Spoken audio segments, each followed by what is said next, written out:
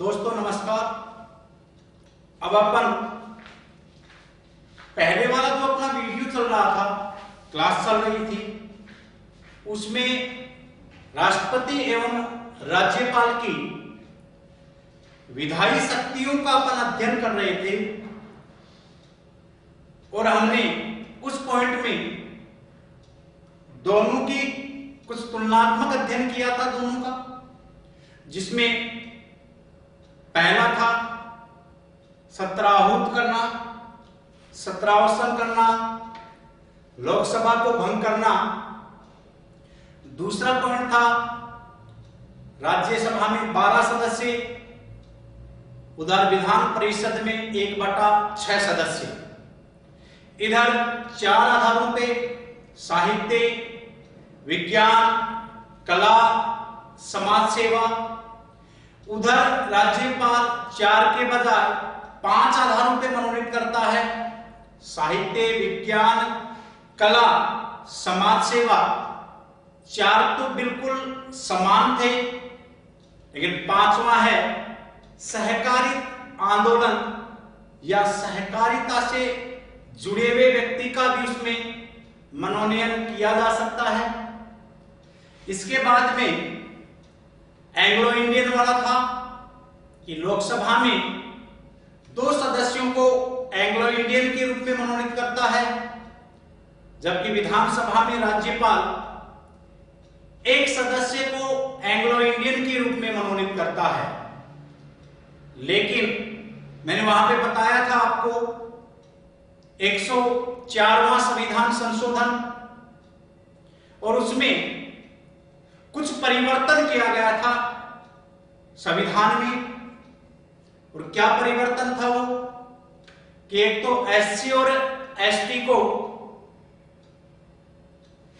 10 वर्ष के लिए और आरक्षण दे दिया गया। पहले ये 2020 तक हुआ करता था, वर्तमान में ये 2030 तक हो गया।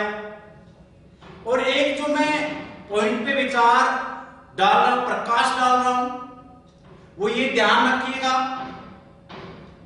कि 104वें संविधान संशोधन से एंग्लो इंडियन के प्रावधान को समाप्त कर दिया गया है।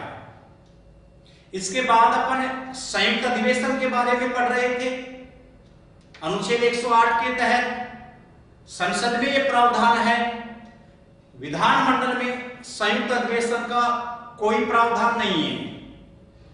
अब अपन विधायी शक्ति में नेक्स्ट पॉइंट राष्ट्रपति एवं राज्यपाल का ले रहे हैं। वो देखिएगा कौन सी विधायी शक्ति है, इंपॉर्टेंट है दोस्तों, आराम से पढ़िएगा। राज्य जो अगली विधायी शक्ति है राष्ट्रपति एवं राज्यपाल की, वो क्या है देखिएगा कि राष्ट्रपति अभिभाषण करता है एवं संदेश भेजने का अधिकार ये दिया गया है अनुच्छेद 86 में। और दूसरा है राष्ट्रपति का विशेष अभिभाषण, और ये दिया गया है अनुच्छेद 87 में। और ये दोनों ही राष्ट्रपति की विधायी शक्तियां हैं। पहली क्या है कि राष्ट्रपति का अभिभाषण एवं संदेश भेजने का अधिकार जो अनुच्छेद 86 में है, और अनुच्छेद 87 में लिखा है राष्ट्रपति का विशेष अभिभाषण। दोस्तों ऐसी की ऐसी व्यवस्था ही राज्यपाल में है कि राज्यपाल को भी अभिभाषण एवं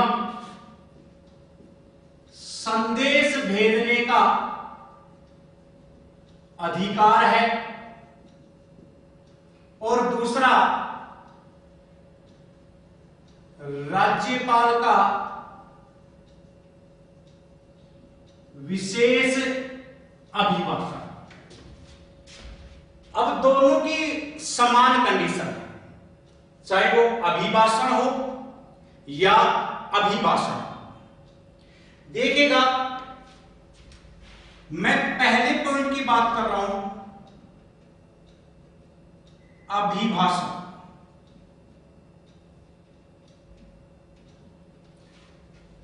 सीधा ही पर तो यह आ जाए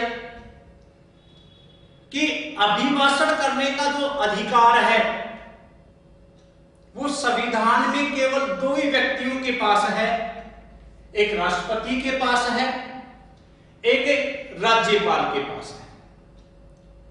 अभिभाषण राष्ट्रपति या राज्यपाल एक सदन या दोनों सदनों का कर सकते हैं। अभिभाषण का मतलब है कि जब राष्ट्रपति एवं राज्यपाल सदन को संबोधित करते हैं तो वो कहलाता है अभिभाषण। दोबारा सुन लो, अभिभाषण राष्ट्रपति भी करता है, अभिभाषण राज्यपाल भी करता है। अभिभाषण का मतलब क्या होता है कि जब राष्ट्रपति एवं राज्यपाल संसद या विधानमंडल के एक सदन को संबोधित करे या दोनों सदनों को संबोधित करे, वो कहलाता है अभिभाषण। दूसरा है अभिभाषण राष्ट्रपति एवं राज्यपाल कब करते हैं? किसी कार्यक्रम के दौरान या समारोह के दौरान।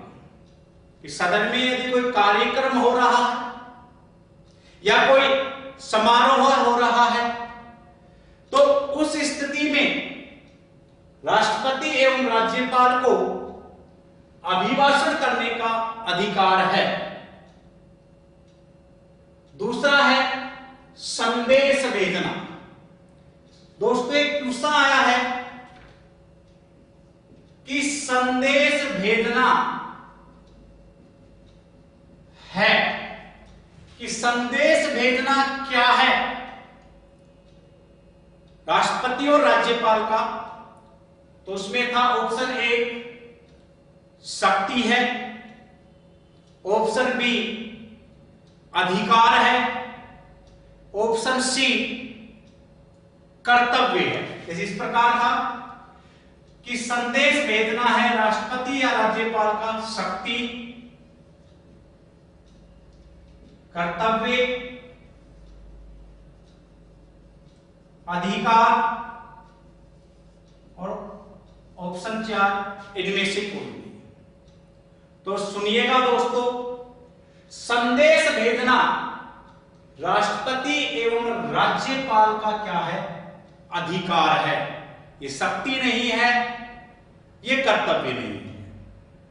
तो क्लियर दोस्तों, इतना मामला। अब अगला है कि राष्ट्रपति या राज्यपाल किस सदन को संदेश भेजते हैं? तो याद रखिएगा, जिस सदन में कोई विधेयक लंबित है या पेंडिंग है तो उस सदन को राष्ट्रपति या राज्यपाल संदेश भेजते हैं और उस विधेयक पर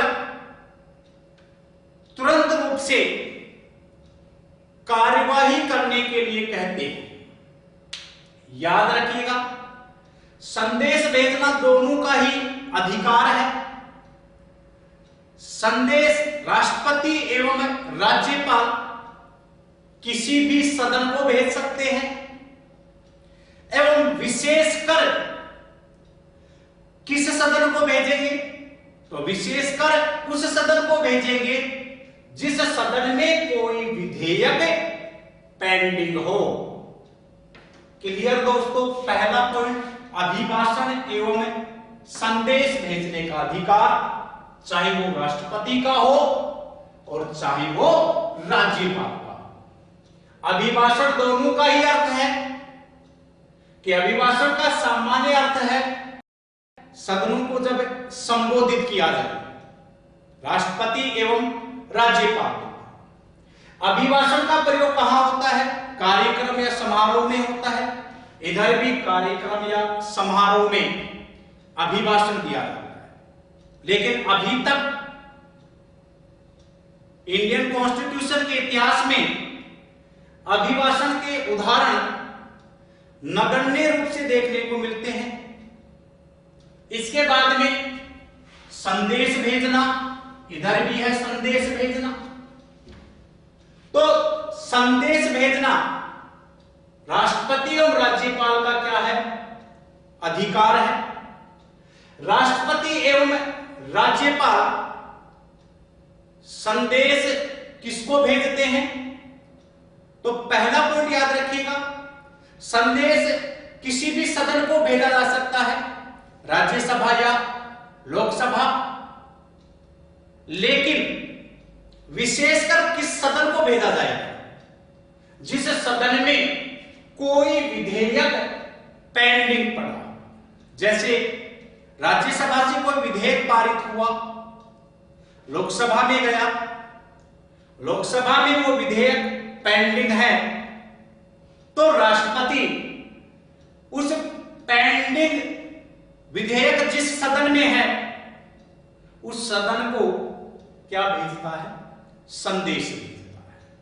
ये तो विधायी शक्ति में नेक्स्ट पॉइंट हुआ अभिभाषण का। अब दोस्तों एक नेक्स्ट पॉइंट और आ रहा है दूसरा, जिसमें लिखा है विशेष अभिभाषण। इधर भी है विशेष अभिभाषण, इधर भी है विशेष अभिभाषण। तो सुनिएगा, विशेष अभिभाषण क्या होता है? तो याद रखिएगा दोस्तों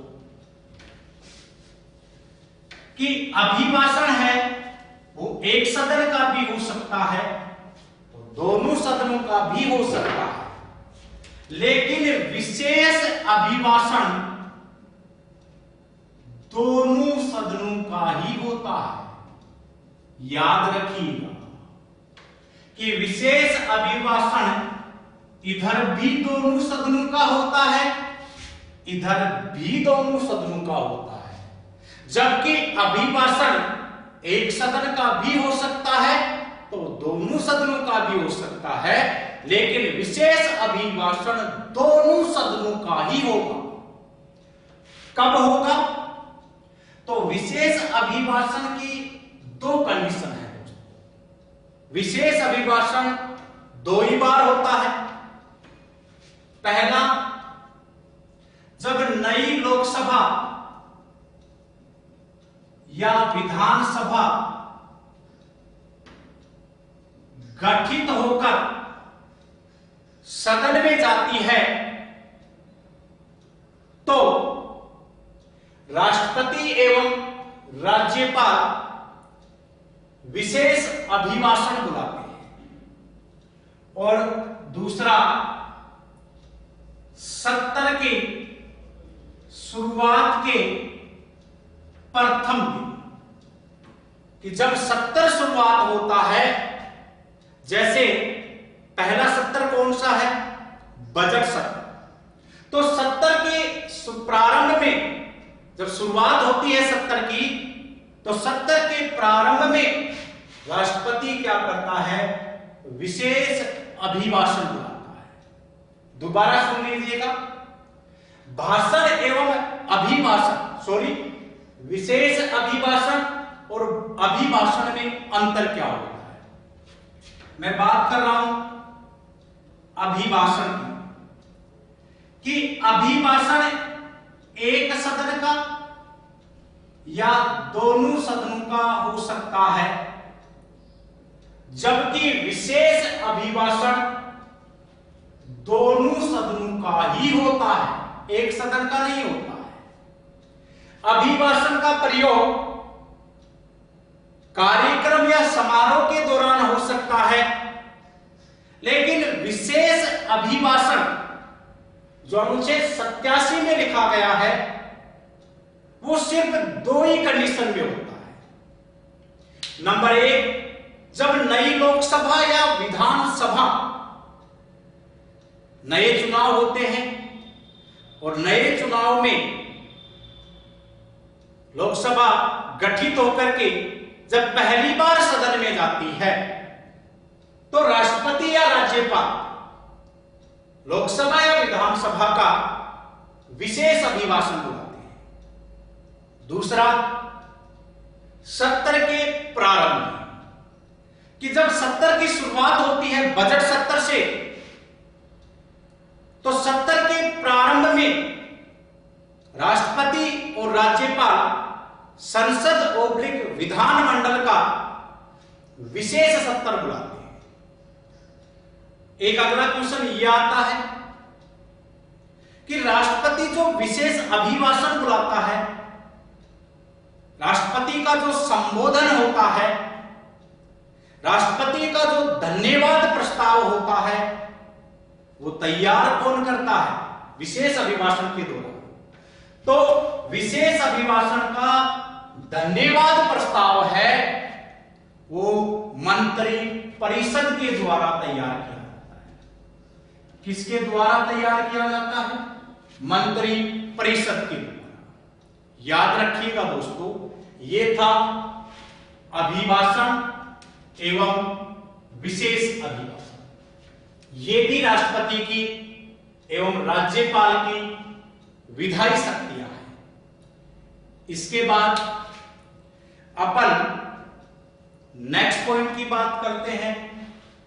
विधायी शक्ति में ही देखिएगा नेक्स्ट पॉइंट क्या है।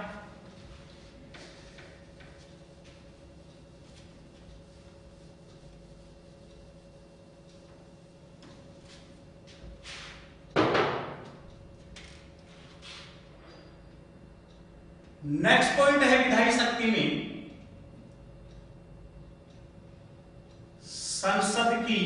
संसद के सदस्यों की अयोग्यता, और इधर आ जाएगा विधानमंडल के सदस्यों की अयोग्यता। देखिएगा दोस्तों, बहुत ही अच्छा पॉइंट है विधायी शक्ति में कि संसद के दोनों सदन हैं और संसद के दोनों सदनों के सदस्य हैं, वो किस प्रकार से अयोग्य होते हैं।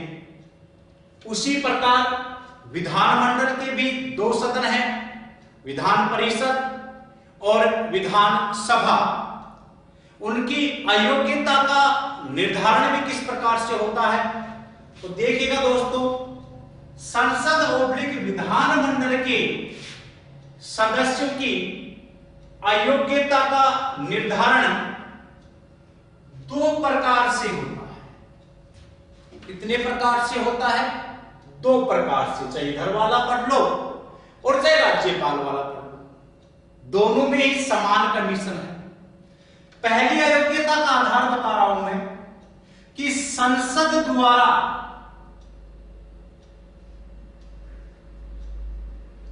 या विधानमंडल द्वारा बनाई गई विधि के तहत अयोग्य हो जाए, और दूसरी अयोग्यता का निर्धारण है जब संसद ओब्लिक विधानमंडल के सदस्य दल बदल के आधार पर अयोग्य हो जाए।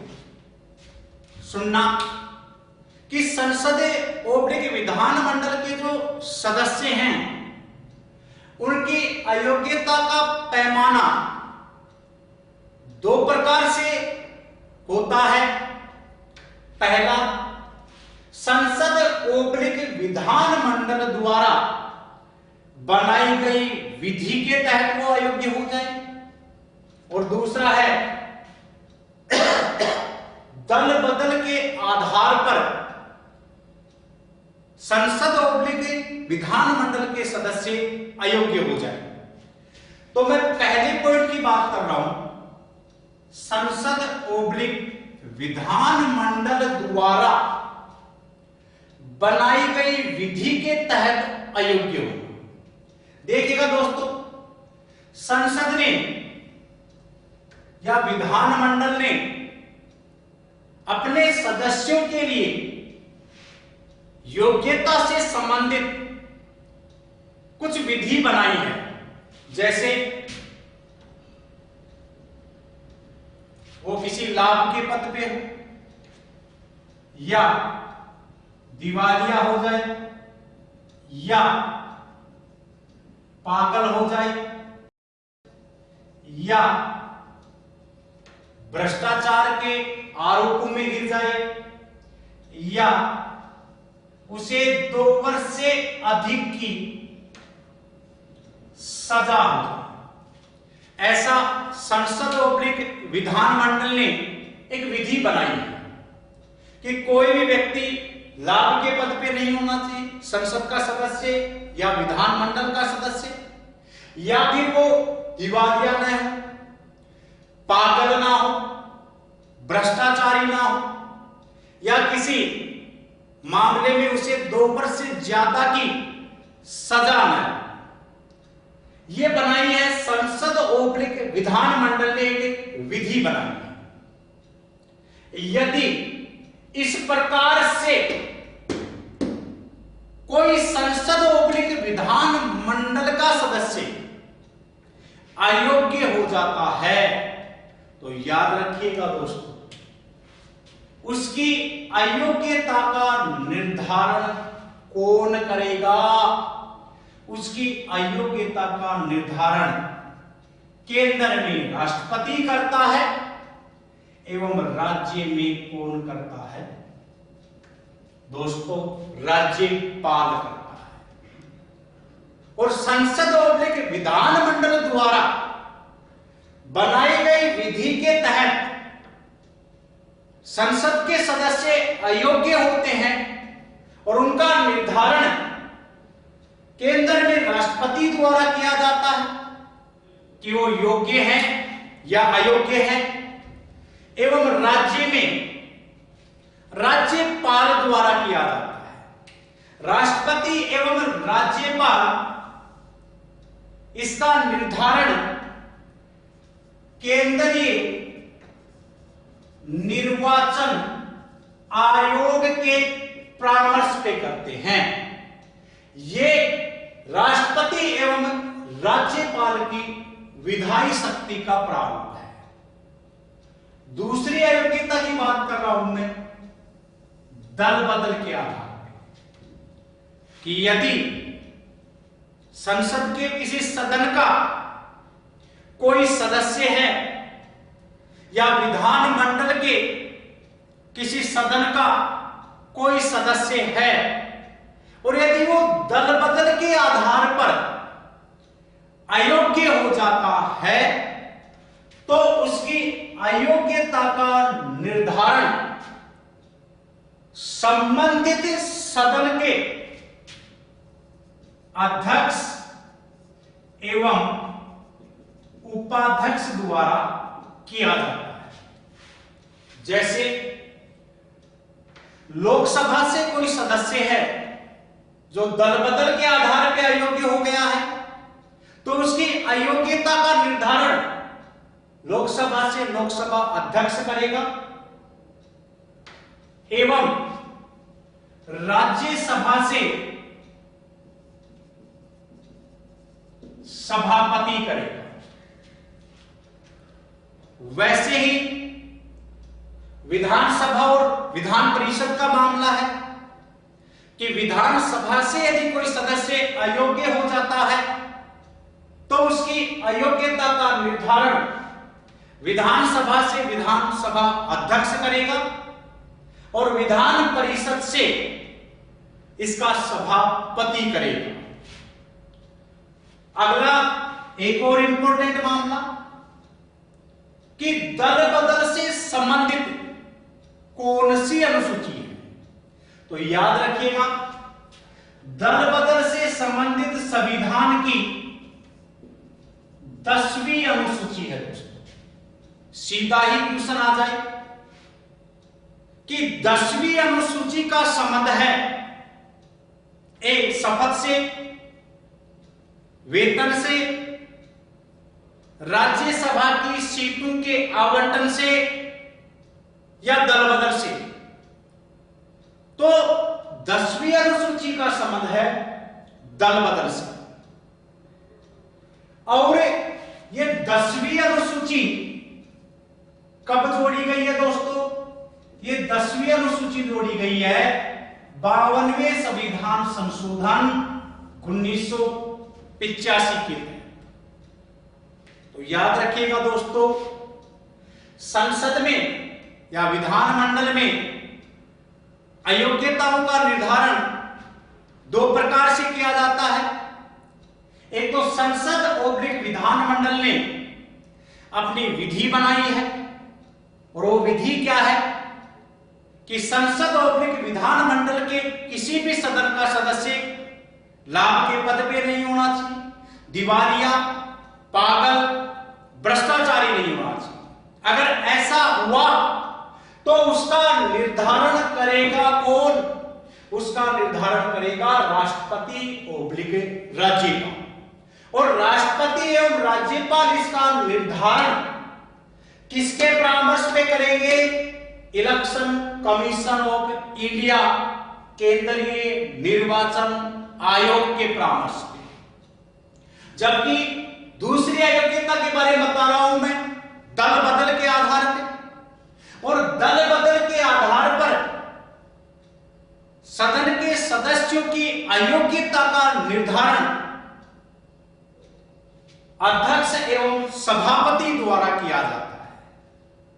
जैसे लोकसभा से लोकसभा अध्यक्ष, विधानसभा से विधानसभा अध्यक्ष, राज्यसभा से राज्यसभा का सभापति, विधान परिषद से विधान परिषद का सभापति।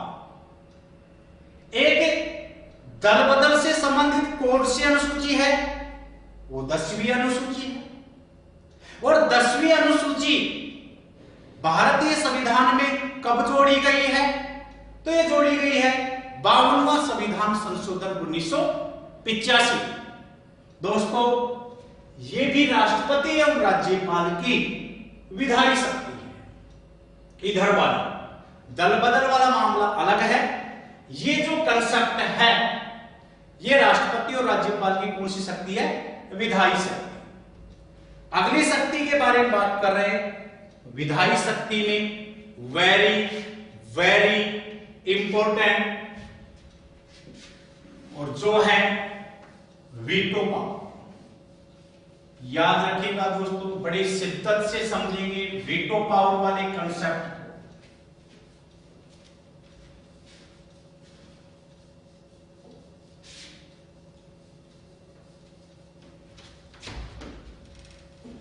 राष्ट्रपति एवं राज्यपाल का वीटो पावर। सुनना दोस्तों, पहले मैं कंसेप्ट क्लियर करूंगा, राष्ट्रपति का करूंगा, इसके बाद अपन राज्यपाल पे चलेंगे। देखिएगा, यहां पे मैं बात कर रहा हूं वीटो पावर, और वीटो पावर का उल्लेख है अनुच्छेद 111 में, और राज्यपाल के वीटो पावर का उल्लेख है अनुच्छेद 200 में। पहली बात तो ये ध्यान कि राष्ट्रपति एवं राज्यपाल की जो वीटो पावर है, उनका उल्लेख संविधान के कौन कौन से अनुच्छेदों में हुआ है? तो राष्ट्रपति के वीटो पावर का उल्लेख अनुच्छेद 111 में हुआ है, जबकि राज्यपाल के वीटो पावर का उल्लेख अनुच्छेद 200 में होता है। अब मैं बात कर रहा हूं राष्ट्रपति का वीटो पावर। देखिएगा, पहला पॉइंट तो यह है कि राष्ट्रपति को वीटो पावर क्यों प्राप्त है। सुनिएगा पहले प्रोसेस। यह आपकी संसद है जिसमें एक राष्ट्रपति है, राज्यसभा है और लोकसभा है। संसद में विधेयक लाए जाते हैं दोस्तों, और विधेयक है वो दोनों सदनों से पारित होना जरूरी है। ठीक, अब ये विधेयक दोनों सदनों से पारित होकर किसकी अनुमति के लिए जाता है? राष्ट्रपति की अनुमति के लिए जाता है। अब राष्ट्रपति यहां अपनी अनुमति देता है या नहीं देता है? क्यों? क्योंकि राष्ट्रपति की अनुमति मिलने के बाद ही वो विधेयक कानून में बदल पाता है। इसीलिए राष्ट्रपति को अनुच्छेद 111 के तहत वीटो पावर दिया गया है। दूसरा, राष्ट्रपति को वीटो पावर क्यों दिया गया है? याद रखिएगा कि दोनों सदनों से वो विधेयक पारित होना जरूरी है और दोनों सदनों को जल्दबाजी में निर्णय लेने से रोकने के लिए, दोनों सदनों को जल्दबाजी से निर्णय लेने से रोकने के लिए राष्ट्रपति को अनुच्छेद 111 के तहत वीटो पावर दिया। दोस्तों, यदि ऐसे भी समझ में नहीं आए तो अपन एक लोकल उदाहरण लेते हैं कि जैसे अपना परिवार है और परिवार के दो सदन हैं, एक हो गई माता और यदि बहन है तो एक हो गई बहन, और राष्ट्रपति के रूप में होता है पिता। जैसे अपन जयपुर में रह रहे हैं और फादर हमें 6,000 रुपए खर्चे के लिए भेजता है।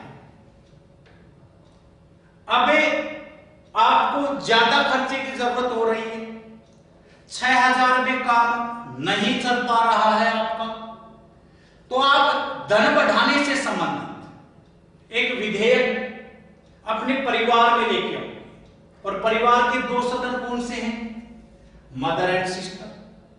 पहले तो ये दोनों सदनों से पारित होना चाहिए, क्योंकि पिता के पास डायरेक्ट अपन मांग नहीं सकते, डरते हैं पिता से, तो अपन पहले बहन के पास जाएंगे या माता के पास जाएंगे। बहन और माता दोनों उसे सहमति प्रदान करके पिता के पास भेज देती है। अब पिता के ऊपर डिपेंड करता है कि आपके जो 6,000 से 7-8,000 रुपए की जरूरत पड़ रही है उसे वो स्वीकृति देता है या नहीं देता है। अगर स्वीकृति देता है वही राष्ट्रपति वाला, तो आप वाला जो विधेयक है वो किस में बदल जाएगा? कानून में। और यदि जल्दबाजी में आपने निर्णय लिया है तो उसे रोकने के लिए पिता के पास भी क्या होता है? Veto power. क्लियर दोस्तों? अब आगे की मैं बात कर रहा हूं कि अनुच्छेद 111 के तहत राष्ट्रपति को कितने प्रकार का वीटो पावर प्राप्त है। तो सुनना दोस्तों, अनुच्छेद 111 के तहत राष्ट्रपति को 3 प्रकार का वीटो पावर प्राप्त होता है। कितने प्रकार का वीटो पावर प्राप्त होता है दोस्तों? 3 प्रकार का। पहला है निरपेक्ष वीटो, दूसरा है विलंबनकारी वीटो, तीसरा है पॉकेट वीटो। फिर सुन लो, अनुच्छेद 111 के तहत राष्ट्रपति को 3 प्रकार का वीटो पावर प्राप्त होता है। पहला निरपेक्ष, दूसरा विलंबनकारी, तीसरा पॉकेट वीटो। जैसे मैं फिर समझा रहा हूं आपको कि ये संसद है, ये आपका राष्ट्रपति हो गया, ये आपकी राज्यसभा हो गई, ये आपकी लोकसभा हो गई। अब मैं बात कर रहा हूं पहले वीटो की, निरपेक्ष। देखिएगा निरपेक्ष का मूल अर्थ क्या है? निरपेक्ष का मूल अर्थ है अस्वीकृत कर देना। क्या अर्थ है? अस्वीकृत कर देना। अब किस प्रकार से होगा, प्रोसेस क्या होगा? अभी मैं थोड़ी देर पहले बताया है कि कोई भी जो विधेयक है वो संसद के दोनों सदनों से पारित होकर के किसके पास जाएगा? अनुमति के लिए राष्ट्रपति के पास। और यदि राष्ट्रपति उस विधेयक को अस्वीकृत कर देता है, क्या कर देता है दोस्तों? अस्वीकृत कर देता है, तो वह विधेयक वहीं पर रद्द हो जाता है, समाप्त हो जाता है। वो कौन सा वीटो पावर है? निरपेक्ष वीटो पावर। क्लियर दोस्तों? दूसरा है विलंबनकारी वीटो पावर। विलंबनकारी वीटो पावर का मतलब है पुनर्विचार के लिए भेजना। फिर मूल अर्थ पे जाओगे आप कि विलंबनकारी वीटो पावर का मतलब क्या होता है, मूल अर्थ क्या होता है? पुनर्विचार के लिए भेजना।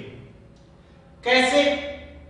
कि जब कोई विधेयक संसद के दोनों सदनों से पारित होकर राष्ट्रपति की अनुमति के लिए जाता है और राष्ट्रपति उसे दोबारा सुन लो, तो राष्ट्रपति उसे दोबारा से संसद के दोनों सदनों के पास पुनर्विचार के लिए भेज देता है, वह कौन सा वीटो पावर होगा?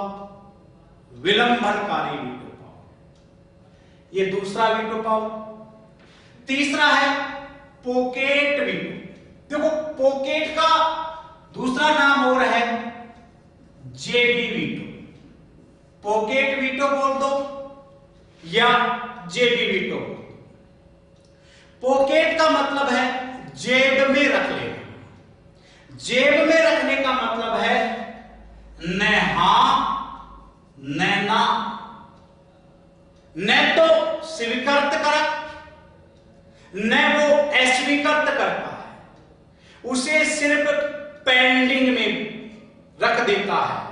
वो कौन सा वीटो पावर होता है?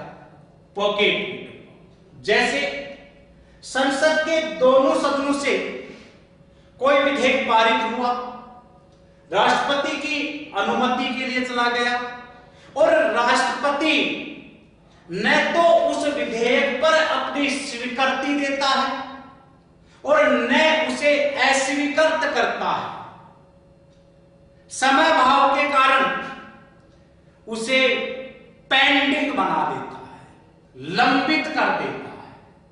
वो विधेयक खारिज नहीं होता है, वो वहीं पर पड़ा रहता है। तो ये मानना कि राष्ट्रपति ने कौन से वीटो पावर का प्रयोग किया है? पॉकेट वीटो ओब्लिक जेबी वीटो। और पॉकेट वीटो ओब्लिक जेबी वीटो का एकमात्र उदाहरण मिलता है हमें 1986 में। 1986 में राष्ट्रपति ज्ञानी जेल सिंह ने डाक संशोधन विधेयक पर, कौन से विधेयक पर? डाक संशोधन विधेयक पर पॉकेट वीटो ओब्लिक जेबी वीटो का प्रयोग किया था। दोबारा सुन लीजिएगा कि राष्ट्रपति को अनुच्छेद 111 के तहत 3 प्रकार का वीटो पावर प्राप्त है। पहला है निरपेक्ष वीटो।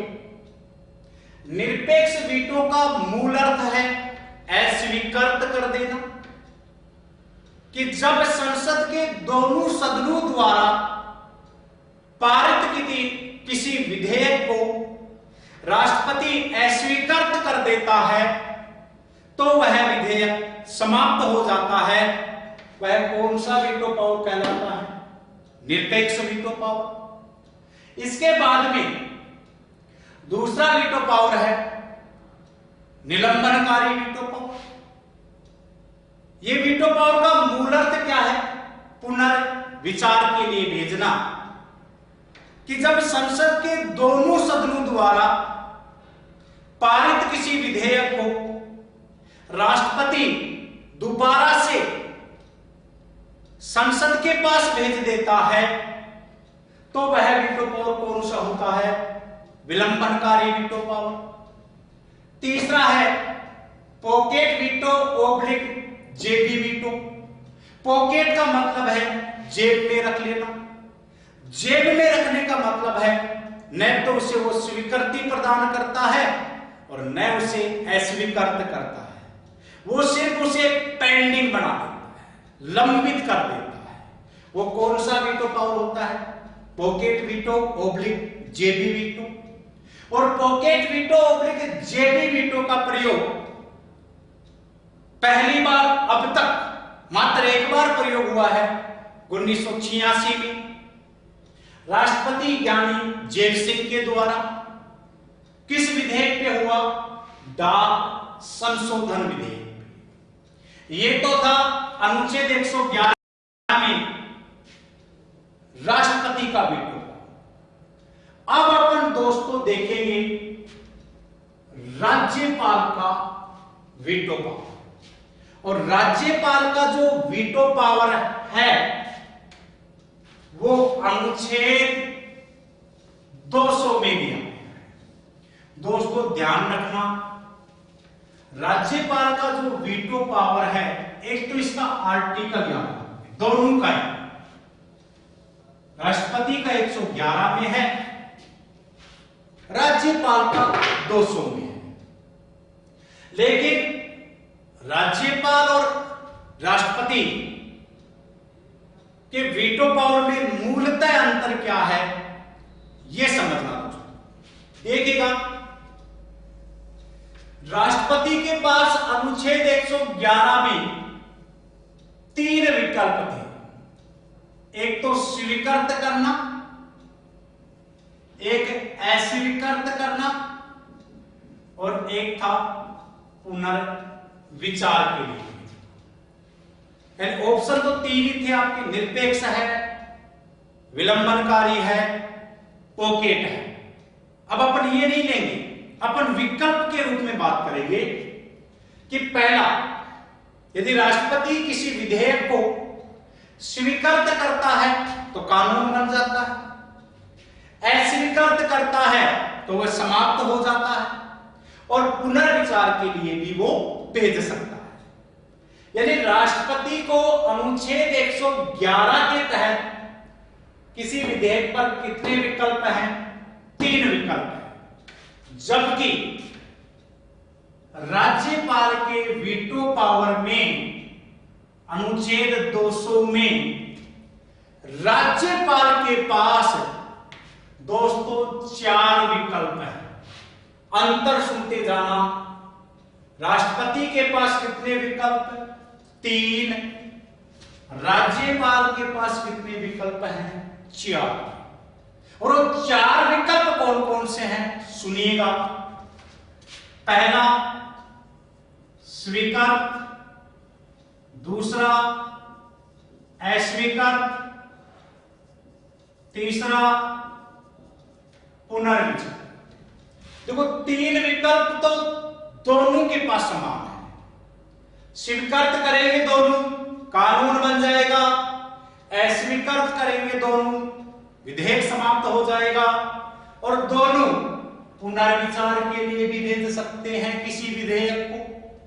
लेकिन याद रखिएगा, राष्ट्रपति एवं राज्यपाल धन विधेयक को, कौन से विधेयक को, मनी बिल, धन विधेयक को पुनर्विचार के लिए नहीं भेज सकते। अब जो चौथे विकल्प की बात कर रहा हूं मैं राज्यपाल में, वो समझना है दोस्तों। और चौथा विकल्प है कि जब विधानमंडल के किसी विधेयक को राज्यपाल राष्ट्रपति के विचार के लिए आरक्षित कर दे। दोस्तों ये समझना है, वेरी वेरी इंपॉर्टेंट, राज्यपाल और राष्ट्रपति के बीच के अंतर का मामला, कि राष्ट्रपति और राज्यपाल के पास तीन विकल्प एकदम समान है, स्वीकृत, अस्वीकृत और पुनर्विचार।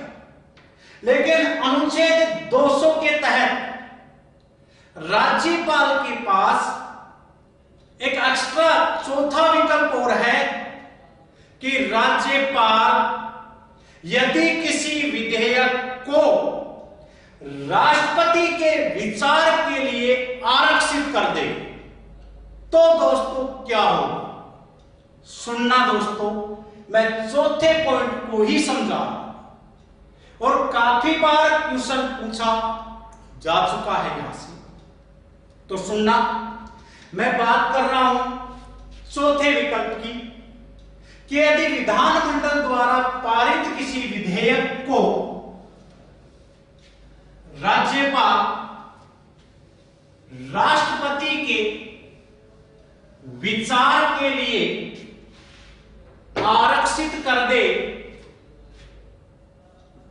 तो उस विधेयक पर क्या प्रक्रिया होती है, उस विधेयक का प्रोसेस क्या होगा।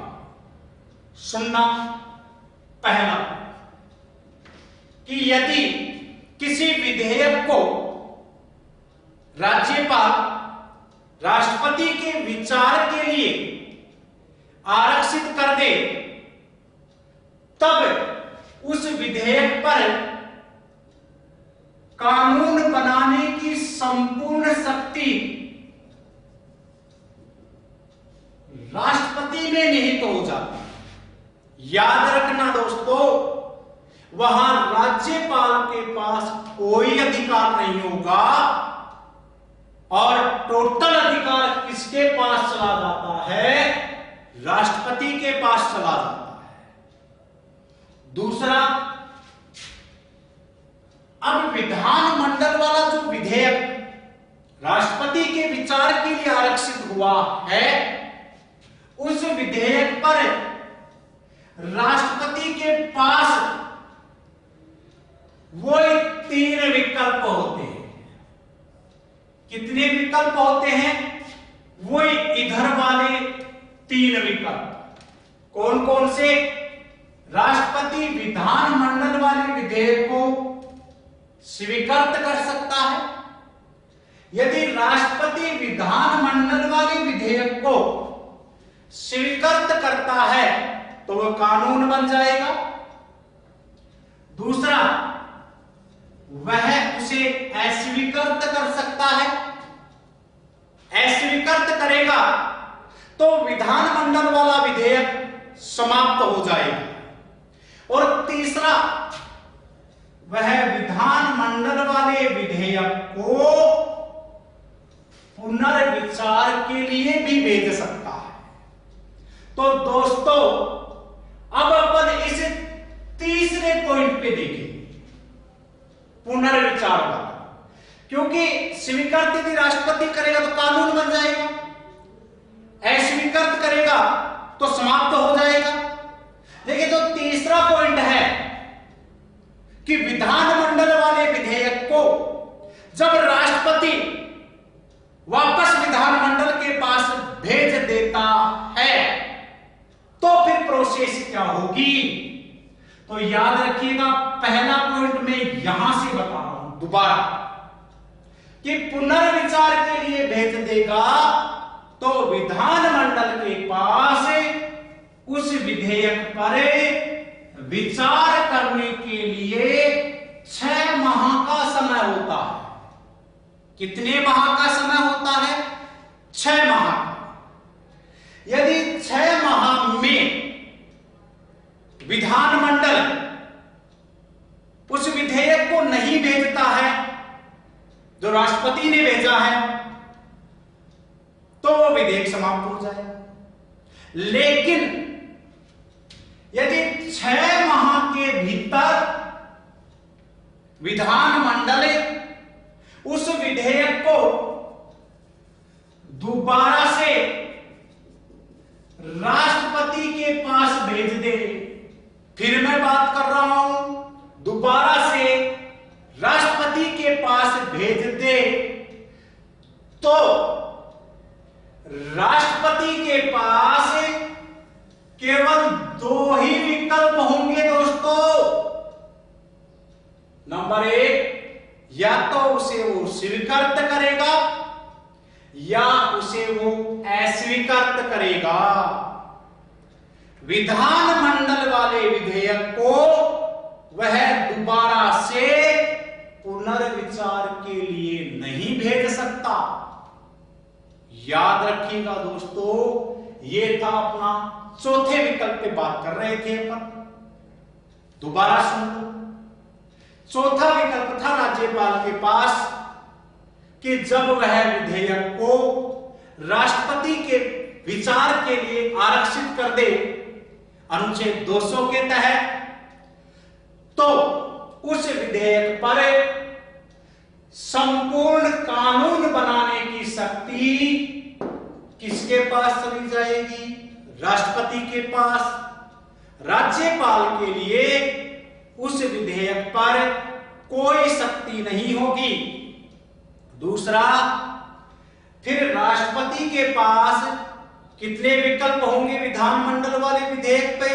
तो 3 ही विकल्प होंगे, वही जो पहले वाली संसद वाली स्थिति में थी, स्वीकार, अस्वीकार, पुनर्विचार। स्वीकार यदि कर देता है तो कानून बन जाएगा, अस्वीकार कर देता है तो वो विधेयक रद्द हो जाएगा।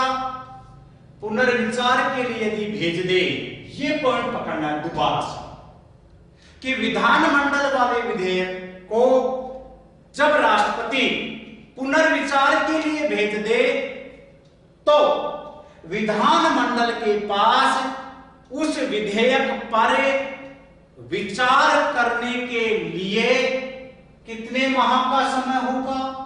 6 माह का।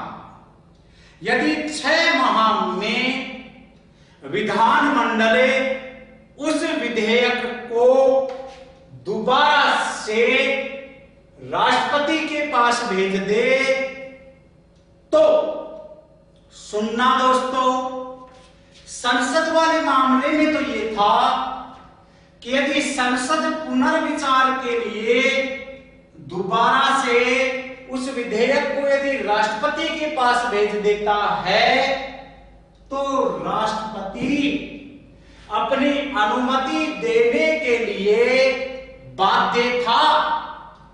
लेकिन विधानमंडल वाले विधेयक पर राष्ट्रपति अपनी अनुमति देने के लिए बाध्य नहीं है।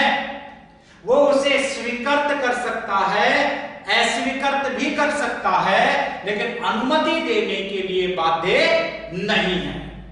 ये था राष्ट्रपति एवं राज्यपाल का वीटो पावर जो अनुच्छेद 111 एवं अनुच्छेद 200 में था। दोस्तों, अब लास्ट विधायी शक्ति है अध्यादेश जारी करने की शक्ति। सुनना दोस्तों, ये भी वेरी वेरी इंपॉर्टेंट।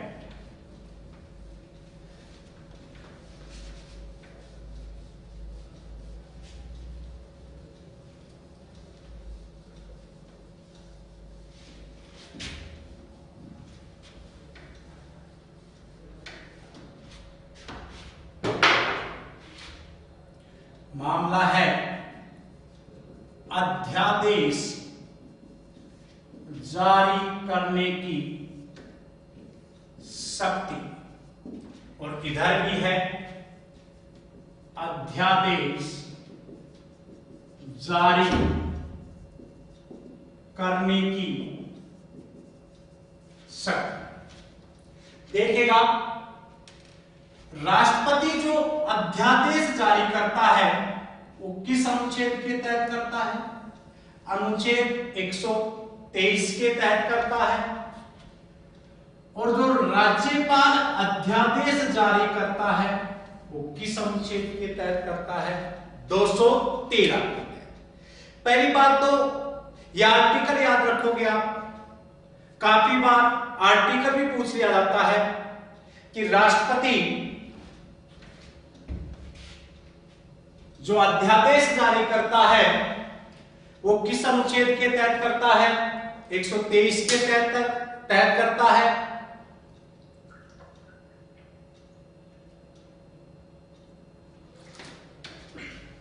एवं राज्यपाल जो अध्यादेश जारी करता है वो किस अनुच्छेद के तहत करता है? 213 के। अगला देखिएगा, अध्यादेश जो राष्ट्रपति एवं राज्यपाल जारी करते हैं वो सीएम एवं पीएम एवं मंत्री परिषद के परामर्श में करते हैं।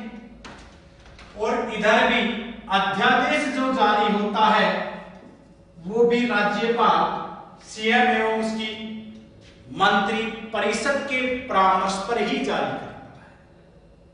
पहली बात तो ये ध्यान रखना कि राज्यपाल जो अध्यादेश जारी करेगा वो मंत्री परिषद के परामर्श पे करेगा 213 के तहत, एवं राष्ट्रपति जो अध्यादेश जारी करेगा वो भी मंत्री परिषद के परामर्श के तहत ही करेगा। अब राष्ट्रपति और राज्यपाल की जो अध्यादेश जारी करने की शक्ति है वो दोस्तों बिल्कुल इक्वल है। सुनना, राष्ट्रपति भी अध्यादेश विशेष परिस्थितियों में जारी करता है और राज्यपाल भी अध्यादेश विशेष परिस्थितियों में ही जारी करता है। पहला कि राष्ट्रपति अध्यादेश कब जारी करेगा? कि जब संसद के सदन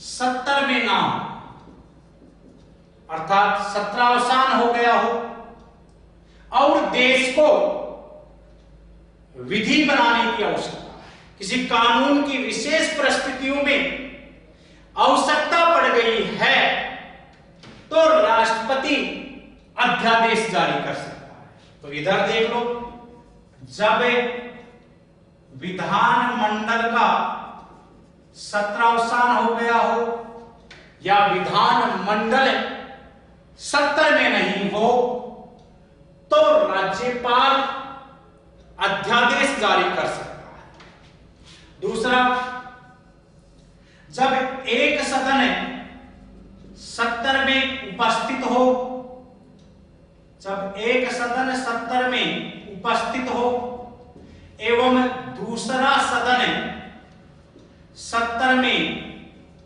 अनुपस्थित हो। फिर सुन लो, कि राष्ट्रपति एवं राज्यपाल जो अध्यादेश जारी करते हैं वो विशेष परिस्थितियों में करते हैं। विशेष परिस्थितियों का मतलब क्या है कि जब देश या राज्य को कानून की आवश्यकता है तब राष्ट्रपति एवं राज्यपाल क्या जारी करेंगे? अध्यादेश जारी करेंगे। दूसरा, अध्यादेश जो जारी होता है वो मंत्री परिषद के परामर्श पे होता है। तीसरा, अध्यादेश कब कब जारी होता है? पहला, कि जब विधानमंडल या संसद के जो सदन है वो सत्र में नहीं हो, सत्रावसान हो गया हो, विश्राम काल चल रहा हो। और दूसरा, जब संसद या विधानमंडल का एक सदन उपस्थित है और दूसरा सदन अनुपस्थित हो। क्यों? क्योंकि आपको पता है, मैंने बताया भी है कि कानून कब बनेगा? कानून तभी बनेगा जब दोनों सदन किसी विधेयक को पारित करें।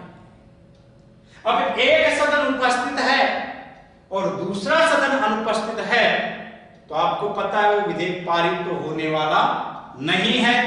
तो राष्ट्रपति और राज्यपाल क्या जारी करते हैं? अध्यादेश जारी करते हैं। तीसरा पॉइंट है कि राष्ट्रपति अध्यादेश उन विषय पर ही जारी कर सकता है। दोबारा सुनो, राष्ट्रपति अध्यादेश उन विषय पर ही जारी कर सकता है जिन विषयों पर संसद को कानून बनाने का अधिकार एवं राज्यपाल भी उन्हीं विषयों पर अध्यादेश जारी कर सकता है जहां तक विधानमंडल को कानून बनाने का अधिकार। 3 पॉइंट आ रहे हैं दोस्तों कि अध्यादेश मंत्री परिषद के परामर्श पे जारी हो सकता है, अध्यादेश विशेष परिस्थितियों में जारी होता है। विशेष परिस्थितियों का मतलब है कि देश को या राज्य को कानून की आवश्यकता है तो राष्ट्रपति या राज्यपाल अध्यादेश जारी करके उस कानून का निर्माण करते हैं। अध्यादेश विशेषतः 2 परिस्थितियों में जारी किए जाते हैं। जब सत्र में संसद के दोनों सदन अनुपस्थित हो अर्थात सत्रावसान हो गया हो और सत्र की समाप्ति हो गई हो और कानून बनाने की जरूरत पड़ गई हो तो अध्यादेश जारी हो सकता है। दूसरा, जब सत्र में एक सदन उपस्थित हो और दूसरा सदन अनुपस्थित हो, इधर भी यही है, एक सदन उपस्थित हो और दूसरा सदन अनुपस्थित हो तो राष्ट्रपति या राज्यपाल अध्यादेश जारी कर सकते हैं। क्लियर दोस्तों?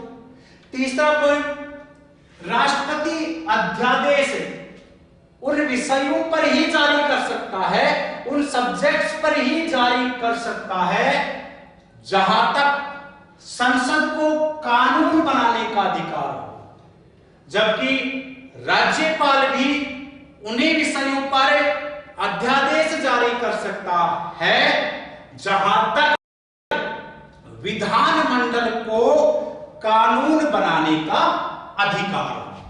3 कंडीशन तो दोस्तों ये हो गई। अब अगला एक क्वेश्चन आता है कि अध्यादेश जारी करने की सामान्यतः अवधि क्या होती है?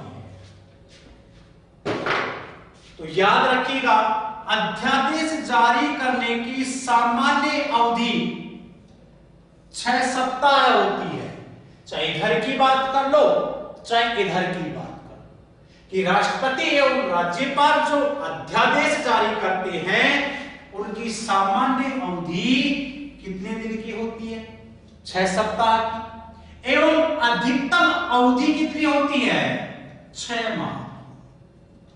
दोस्तों अधिकतम अवधि कितने माह की होती है? 6 माह की, क्योंकि अपन जानते हैं कि दो सत्रों के बीच अधिकतम अवधि 6 माह की होती है। तो फिर याद रखिएगा कि अध्यादेश जारी करने की सामान्य अवधि 6 सप्ताह होती है एवं अधिकतम अवधि 6 माह की होती है। अब एक क्वेश्चन यह आया था कि अध्यादेश की कुल अवधि कितनी होती है? अध्यादेश की कुल अवधि कितनी होती है?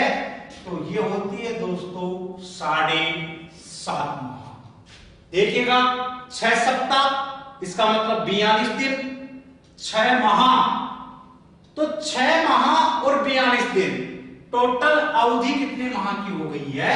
7.5 माह की। ये था राष्ट्रपति एवं राज्यपाल की अध्यादेश जारी करने की शक्ति। दोस्तों, इसी के साथ राष्ट्रपति एवं राज्यपाल की विधायी शक्तियां समाप्त। जय हिंद, जय भारत।